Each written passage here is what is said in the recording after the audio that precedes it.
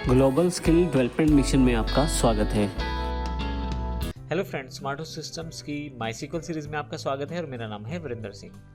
पिछले सेशन में हमने देखा टेबल्स को किस प्रकार बना सकते हैं, उसकी मॉडिफिकेशन के बारे में जाना, डेटा को इंसर्ट करने के बारे में जाना हमने। फिर डेटा को फेच कैसे कर सकते हैं, अर्थात आप सेलेक्ट से कैसे क्वेरी कर सकते हैं, उसकी जानकारी भी हमने ली।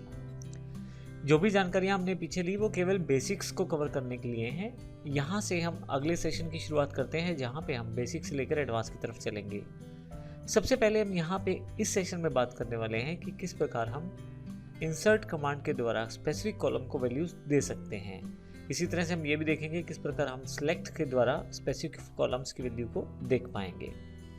तो इंसर्ट के द्वारा किस प्रकार स्पेसिफिक कॉलम्स की वैल्यू को इंसर्ट किया जाए, फीड किया जाए, और किस तरह से सिलेक्ट के द्वारा स्पेसिफिक कॉलम की वैल्यू को देखा जाए, वो दोनों चीज़ें हम यहाँ देखने वाले हैं। यह एक एग्जांपल लिया गया है स्टूडेंट टेबल का, जिसमें 3 फील्ड्स हैं, स्टूडेंट आईडी, स्टूडेंट नेम और स्टूडेंट एड्रेस। यहाँ पे नीचे की तरफ देखें तो हमारे पास पहली क्वेरी है select student ID comma student name from student. अगर आप किसी टेबल के स्पेसिफिक कॉलम की वैल्यूज़ को देखना चाहते हैं तो उन कॉलम्स का आपको नाम डिफाइन करना पड़ेगा। अगर आप स्टार लगा देंगे तो सारी कॉलम्स की वैल्यू आपको दिखाई जाएंगी।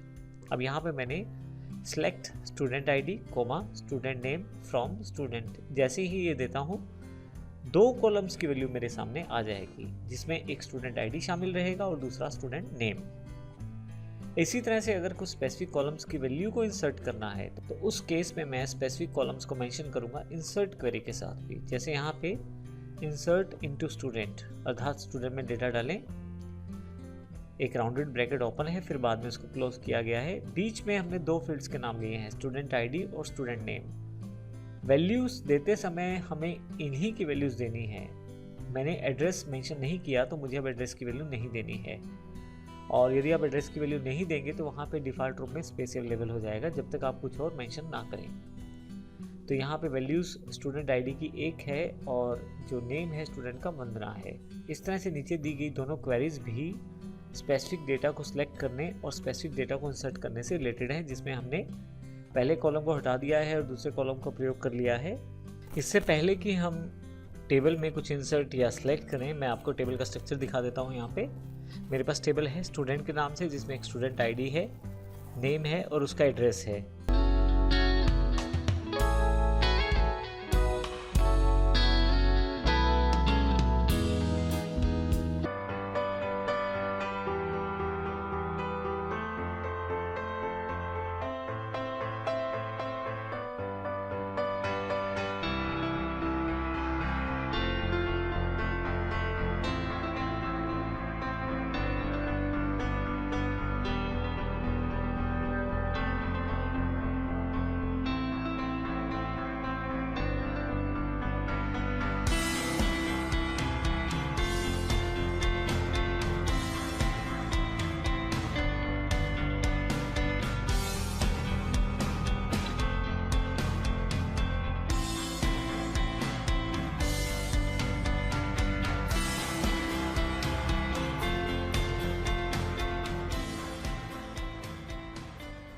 आइए देखते हैं किस प्रकार से अगर मुझे स्पेसिफिक डेटा इंसर्ट करना है या सिलेक्ट करना है तो कैसे कर सकता हूँ। इसके लिए मैं एसक्यूएल पे जाता हूँ यहाँ से, और यहाँ से सिलेक्ट स्टार फ्रॉम स्टूडेंट मेरे पास पहले से है। मैं इसे अगर ये वेयर 1 हटा देता हूँ यहाँ से, अगर मैं गो कर दूँ तो आप देखेंगे कि अभी ये सभी रोज़ दिखाएगा पूरे कॉलम्स के साथ। लेकिन स्पेसिफिक कॉलम या रो को देखने के लिए फिर मैं क्वेरी बॉक्स पे वापस जाता हूँ यहाँ से, और इस क्वेरी को हटा देता हूँ और यहाँ से ये वाली क्वेरी सिलेक्ट कर लेता हूँ, सिलेक्ट।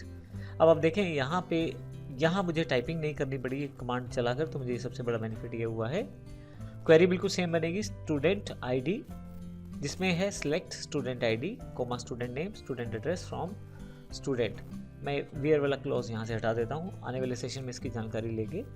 अभी जिस फील्ड का इन्फॉर्मेशन मुझे देखना है बस वो फील्ड मुझे यहाँ दिखानी है। जैसे मैं ये 2 फील्ड दिखाना चाहता हूँ, एड्रेस नहीं दिखाना चाहता, मैं चाहता हूँ स्टूडेंट आईडी और स्टूडेंट नाम ही दिखाया जाए।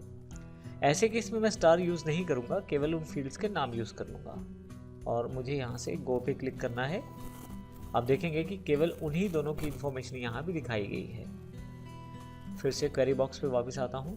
तो यहाँ पे अगर मुझे किसी स्पेसिफिक कॉलम में कुछ वैल्यूज़ को इंसर्ट करना है तो बड़ा सिंपल तरीका है मेरे पास। यहाँ से मैं कमांड पहले से कॉपी है, मैं उसको पेस्ट कर देता हूँ कंट्रोल V से। अब देखेंगे इसमें हमने इंसर्ट इनटू स्टूडेंट किया है जैसे वैसे पहले किया था, बस उन कॉलम्स के नाम दे दिए हैं जिन पे वैल्यूज़ हमें इंसर्ट करना है। अब यहाँ पे पहले कॉलम का नाम स्टूडेंट आईडी है, दूसरे कॉलम का नाम स्टूडेंट नेम है। अब जब वैल्यूज़ देंगे तो आप देखेंगे मैंने यहाँ 3 वैल्यूज़ दी हैं, जबकि यहाँ पे 2 वैल्यूज़ ही एक्सेप्टेड होंगी। अगर आप इस क्वेरी को रन करेंगे तो आपके पास एरर आएगा, और मैं यहाँ से गो करता हूँ तो आप देखेंगे एक एरर अवेलेबल हो जाएगा, क्योंकि आप वैल्यूज़ 3 देना चाहते हैं जबकि कॉलम आप 2 डिफाइन कर रहे हैं। तो ऐसे केस में आपको यहाँ वैल्यूज़ भी 2 करनी पड़ेंगी। तो यहाँ से मैं हटा देता हूँ अब वाले सेक्शन को और फिर से यहाँ से गो कर देता हूँ। आप देखेंगे क्वेरी जो एग्जीक्यूट हो गई है प्रॉपरली।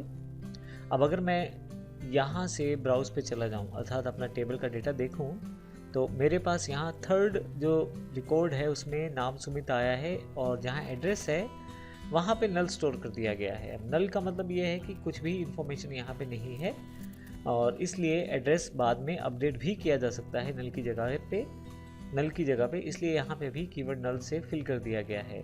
आने वाले सेशन में हम नल की जानकारी भी लेंगे, लेकिन अभी तक के लिए हमने ये देखा कि हम किस तरह से स्पेसिफिक रिकॉर्ड्स को सिलेक्ट के द्वारा देख सकते हैं क्वेरी करके, और किस प्रकार से इंसर्ट के द्वारा अपनी डेटाबेस में फीड कर सकते हैं, इंसर्ट कर सकते हैं। अगले सेशन में हम कंस्ट्रेंट्स की जानकारी लेने वाले हैं। कंस्ट्रेंट्स आपके लिए बड़े बेनिफिशियल रहते हैं जब आप बड़े बड़े डेटाबेसेस में काफ़ी सारे रिकॉर्ड्स को डालते हैं, तो रूल्स यानी कि कंस्ट्रेंट्स के साथ चलना आपके लिए आसान कर देता है डेटा को फीड करने से लेकर डेटा के साथ काम करने तक। तो आइए अगले सेशन में उसकी जानकारी लेंगे। धन्यवाद।